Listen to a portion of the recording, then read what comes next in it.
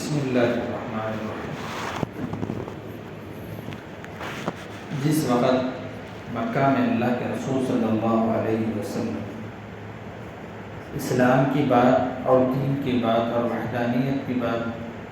کی ابتداءات اور شروعات کی ہیں، اس وقت مسلمانوں پر اور آپ علیہ السلام پر اور آپ کے چاہنے والوں پر ظلم و ستم ڈھایا جانے لگا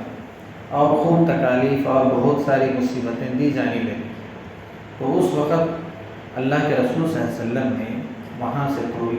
کچھ دور پر ایک ملک ہے حبشہ، تو وہاں کا جو بادشاہ ہے اس کو نجاشی کہتے ہیں۔ تو آپ صلی اللہ علیہ وسلم نے اپنے صحابہ ان سے کہا کہ بھائی یہاں پر تو ہم پر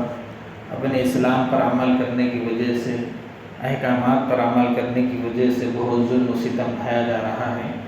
لہٰذا ایسا کرو کہ کچھ لوگ جمع ہو کر کے وہاں ملک ہجرت کر کے چلے جاؤ تاکہ وہاں آرام سے زندگی گزار سکو۔ چنانچہ ایسا ہوا کہ 11 صحابہ کرام، جس میں حضرت عثمان اور آپ کی اہلیہ جناب محمد رسول اللہ صلی اللہ علیہ وسلم کی صاحبزادی رقیہ رضی اللہ عنہم اجمعین بھی ساتھ میں تھیں، یہ لوگ 11 آدمی مل کر کے وہاں پر گئے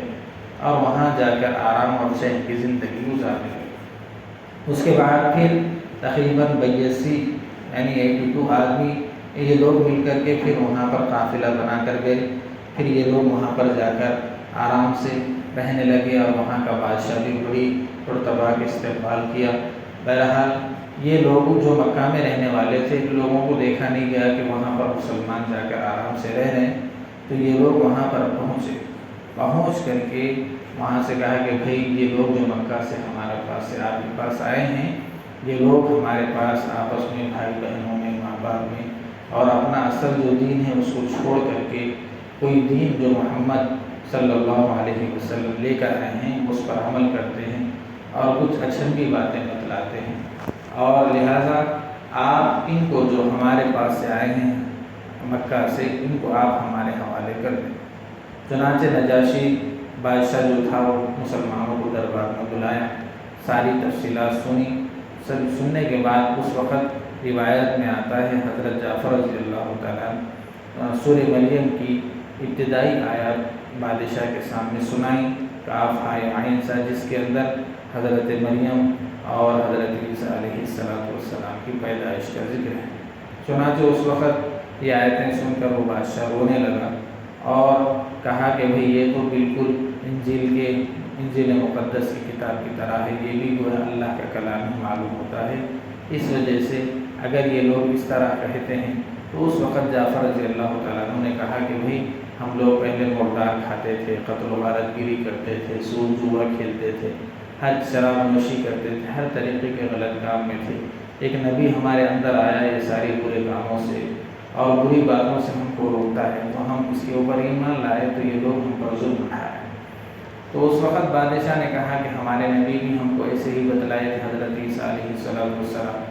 تو اس وقت مکہ کے لوگوں سے کہا کہ بھئی ہم یہ مسلمانوں کو آپ کے پاس واپس نہیں کر سکتے۔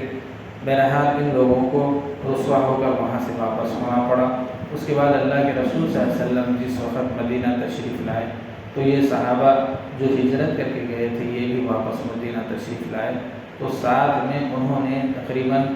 70 آدمیوں کو جو اس وقت درویش تھے، بڑے معزز ان کے دربار میں مانے جاتے تھے اور عالم اور بزرگ صوفی حضرات تھے، ان کو ساتھ میں بھیجا۔ چنانچہ جس وقت یہ بھی ساتھ میں مدینہ تشریف لائے تو اللہ کے رسول صلی اللہ علیہ وسلم نے ان کو سورہ یاسین تلاوت کر کے سنائی ان کے سامنے۔ تو اس وقت جو ہے ایسا ہوا کہ یہ لوگ سن کر رونے لگے اور اسلام قبول کیے۔ پھر جا کر بادشاہ سے بھی بات سامنے رکھی، وہ بادشاہ بھی سن کر رونے لگا اور اس نے بھی اسلام قبول کرنے کا دعویٰ کیا۔ بہرحال اس وقت کی یہ آیتیں ہیں، اللہ رب العزت فرما رہے ہیں کچھ بندے ایسے ہیں کہ جن کے سامنے ہماری باتیں اور ہماری آیتیں قرآن جب پڑھا جاتا ہے تو یہ سن کر ان کی آنکھوں سے آنسو بہنے لگتے ہیں۔ بہرحال یہ ساری چیزیں ہیں، اور بعض کا مزاج ایسا ہے کہ حکم نازل ہونے کے بعد بھی وہ لوگ اپنے ضد پر اڑے رہتے ہیں۔ مثال کے طور پر اگر کوئی واضح حکم آ گیا، ایک صاحب آئے اللہ کے رسول کے پاس، آ کر کہنے لگے کہ میں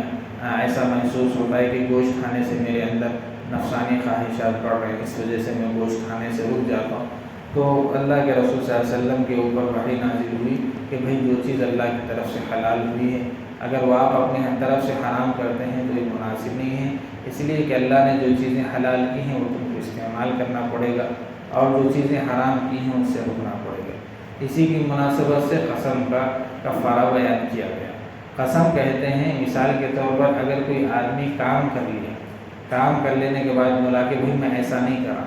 میں ایسا کرنا تھا، ایسا نہیں، جو بات گزر گئی اگر اس کی قسم کھا رہا تو اس کے بارے میں تو کوئی پکڑ نہیں ہے، وہ تو جھوٹ بولتا ہے، ایسے ہی بولتا ہے، وہ اللہ کے نزدیک آخرت میں اس کا حساب کتاب ہوگا۔ دنیا کے اندر بعض مرتبہ آدمی بات کے ظاہر ہونے سے رسوا ہو جاتا ہے اگر غلط بات ہو تو، لیکن اگر کوئی آدمی آئندہ کے بات کے معاملے میں قسم کھاتا ہے تو اس کے بارے میں کفارہ رکھا گیا ہے۔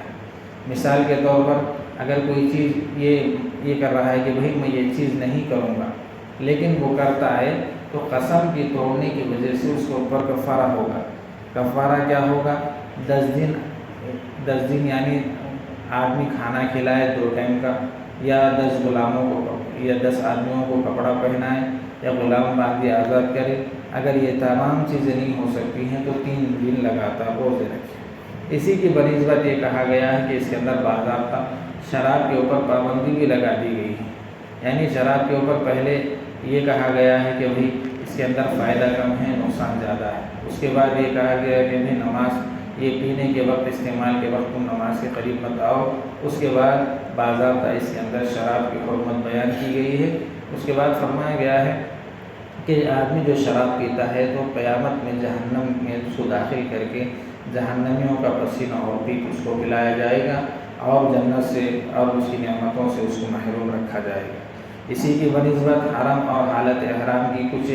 چیزیں بھی اس کے اندر مسائل بیان کیے گئے ہیں، بڑی تفصیل اس کی ہیں۔ بہرحال اس کے بعد کچھ صحابہ غیر ضروری سوالات کرنے لگے یہ ساری چیزیں ہونے کے بعد، تو اللہ رب العزت فرما رہے ہیں کہ بھئی جو اللہ رب العزت تم کو فرما رہے ہیں اس کے اوپر عمل کرو، اور جن سے بچا جائے ان سے بچ جاؤ، غیر ضروری سوالات مت کرو۔ بعض مرتبہ ایسا ہوتا ہے کہ آدمی کے غیر ضروری سوالات سے اللہ رب العزت اس کے اوپر کچھ ایسے احکام نازل کرتے ہیں جس کی وجہ سے وہ پریشانی میں مبتلا ہو جاتا ہے، عمل نہیں کر سکتا۔